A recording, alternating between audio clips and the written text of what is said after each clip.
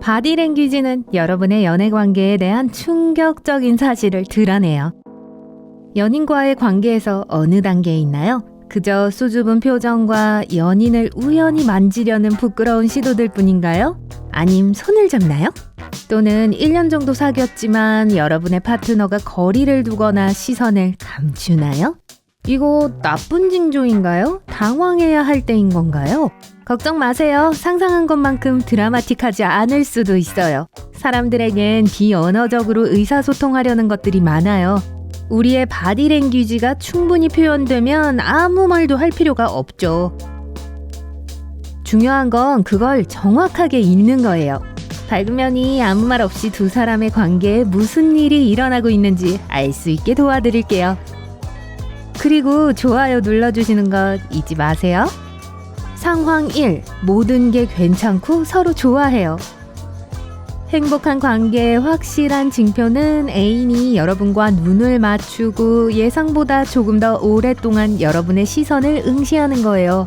시간이 지난 후에 이 행동이 반복되면 그 사람이 여러분을 좋아한다는 걸 확신할 수 있어요. 또 다른 긍정적인 증거는 대화나 산책 중에 애인이 여러분을 향해 몸을 돌리려는 거예요. 여러분에게 관심이 있는 거예요. 심지어 다리를 꼬고 있을 때도 발끝은 분명 여러분을 향해 있을 거예요. 만약 여러분에 대해 행복한 감정을 가진 여성이라면 무의식적으로 허리를 곧게 유지한 채 몸을 여러분 쪽으로 숙이려고 할 거예요. 이런 식으로 자신의 몸매를 더 좋게 보이게 해서 자신을 가장 돋보이게 하는 거예요. 사실 여성들은 자신들의 매력을 보여주는 많은 비언어적 신호를 보내며 이 신호들은 대부분 무의식적이에요. 어디 봅시다. 긴 소매를 잡아당기면서 손목을 보여주고 있나요? 그건 좋은 신호예요. 자신의 몸에서 가장 무방비 상태에 있고 예민한 부위 중 하나에 여러분의 관심을 끌고 있죠. 손가락에 머리카락을 감는 행동을 하나요? 그녀가 여러분을 엄청 좋아하네요. 여러분의 손이 우연히 더 자주 닿게 되는 걸 눈치채기 시작했다면 그건 환상적인 지표예요. 여기에는 진정한 이유가 없을 수도 있어요. 아니면 더 좋게 옷에 급히 털어야 할 예기치 않게 많은 먼지 자국이 묻은 걸 수도 있어요. 그걸 애인이 열심히 털어주죠. 뭐 이런 신호라면 여러분에 대한 관심이 높다는 걸 알 수 있을 거예요. 가끔 여러분이 농담을 한 후에 그 말을 한 사람이 여러분을 쳐다보면서 반응을 기다리고 있다는 걸 알아차릴 수 있어요. 그건 명백한 호감의 표시죠. 이제 여러분에게 알려줄 충격적인 사실이에요. 남자들은 보통 5에서 6세 무렵에 활짝 웃기를 멈춘다는 걸 알고 있었나요? 만약 근처에 있는 남자가 할리우드급 미소를 짓고 있는 걸 보게 된다면 심리학자 패티 우드의 말에 의하면 그가 정말 행복하다는 의미일 수 있다고 해요. 모든 게 잘 진행되고 있다는 100% 증거는 애인이 여러분과 같은 제스처와 억양을 사용하는 걸 알아차리기 시작하는 거예요.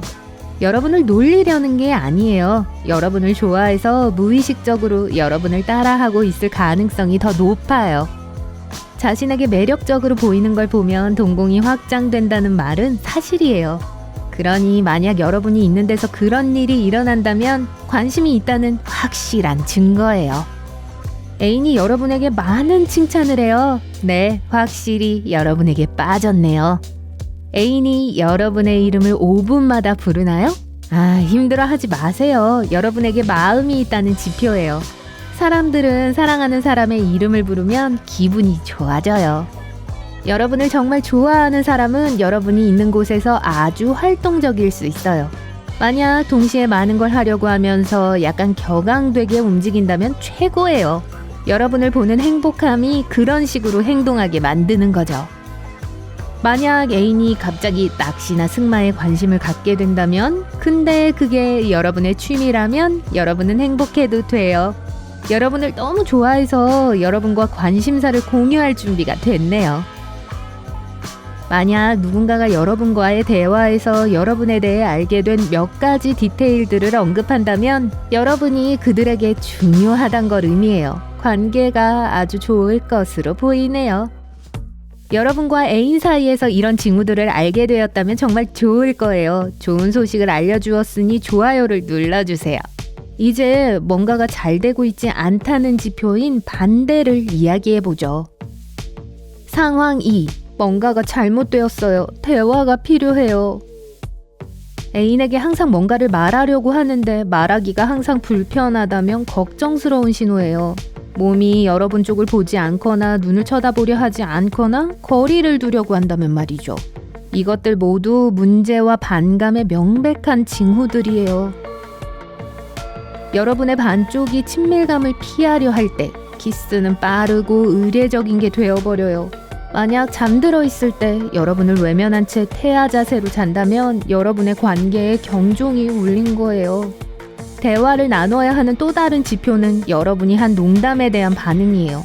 만약 그 모든 게 가식적이고 부자연스러운 미소를 띈다면 뭔가 잘못된 거예요.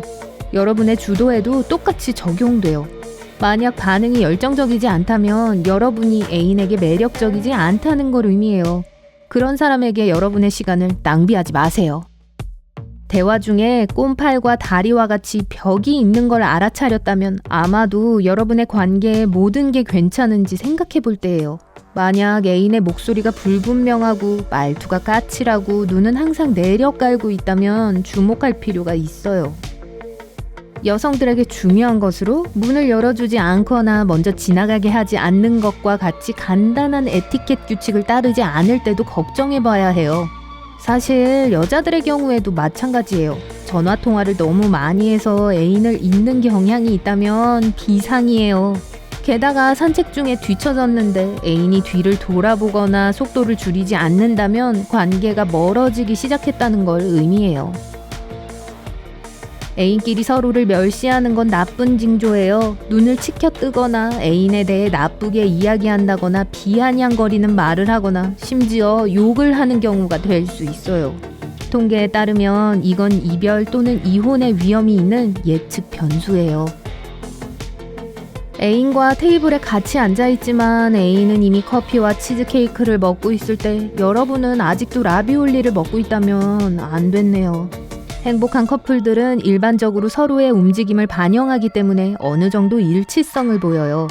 이건 잠재의식 수준에서 일어나는 거라서 그게 없다면 생각해 볼 일이에요.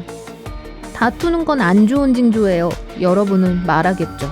뭐 맞아요. 하지만 커플이 서로에게 싸늘하고 감정을 막으려고 한다면 둘이 돌아올 수 없는 지점을 지나가서 더 이상 표현할 수 있는 감정이 남아있지 않는 걸 나타내는 지표일 수 있어요. 사랑하는 사람은 사랑하는 사람에게 관심을 보이는 경향이 있어요.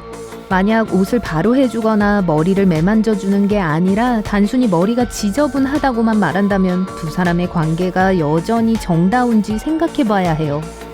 하지만 이런 종류의 증상들이 여러분의 관계에 대한 선고가 아니란 걸 기억해야 해요. 단지 불균형을 나타내는 신호일 수도 있어요.